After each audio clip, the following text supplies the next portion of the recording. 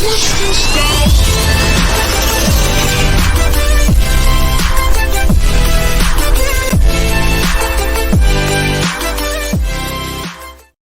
Hello, everyone, and welcome through to another wonderful week through the Enchanted Spreads. Now, the Enchanted Spreads are meant to hit in on some of the harsher points in life, but through fairy tales and folklore, so that we're able to find more relatable guidance through them. Now, this story is a little bit of one of the harsher ones that I will tell, but understand there is deep meaning that comes from this. Now, this story is about the juniper tree. Wow. As far as wicked stepmothers go, this one be the one.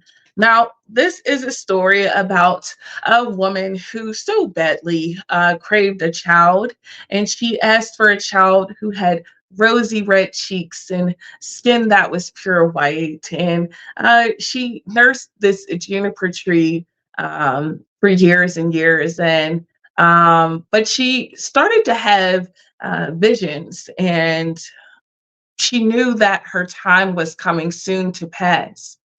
Well, surprisingly, she actually did end up becoming pregnant, and she did give birth to a child that had white skin and rosy red cheeks. However, the mother, much like she had prophesied, did in fact pass away 4 days after her baby was born, which left the baby in the care of the father. The father remarried, and this woman and him had a child together, and they had a girl. But the woman, the stepmother, was so envious of the child and the child's love with the father that she decided she was going to have to get rid of him. So one day the father was away, and her daughter came in and she offered her an apple and told her to go play. And so her daughter did. And then when the boy came, she offered him an apple too, but told him he had to go get his apple inside of what looked like a box. But in fact, when the boy crawled inside, the box had a blade and it chopped his head straight off. The mother, trying to hide what she did, hid his head and wrapped it up to make it look like he was sitting there normal.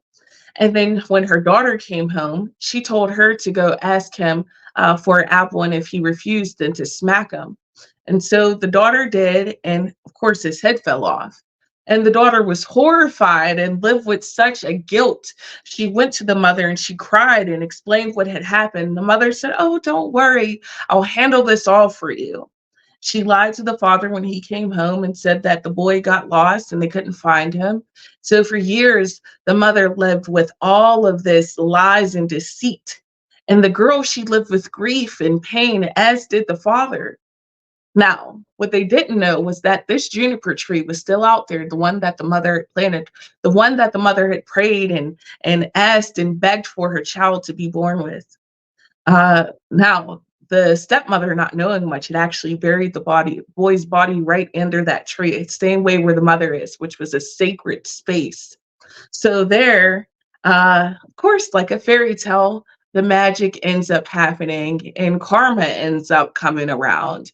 And the stepmother, in fact, goes out there and she meets her untimely death right at the anchor of that tree. And reborn is the boy. And so the father and the daughter and the boy all lived happily ever after, as now they were reunited because the love of the mother in the original part of the story, her prayers and her blessings over that boy, he was protected. Little did the stepmother know. Now, when this story comes, the harshness of it may seem, wow, right? But the lesson that's here is for us to understand that one, not everything is as it may seem.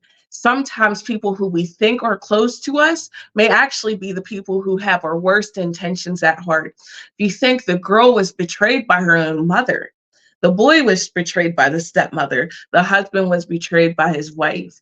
There were so many layers of this that it got so complicated and these lies got wrapped up, which happens so often in our lives. We put our faith or our trust in the wrong people, and they lead us along these roads and they spiral us all out of control. But know this, karma always comes around, and what goes up comes down, and all that will be revealed at some point. And if you're hearing this story, understand that something has been done in the dark and it will come to the light.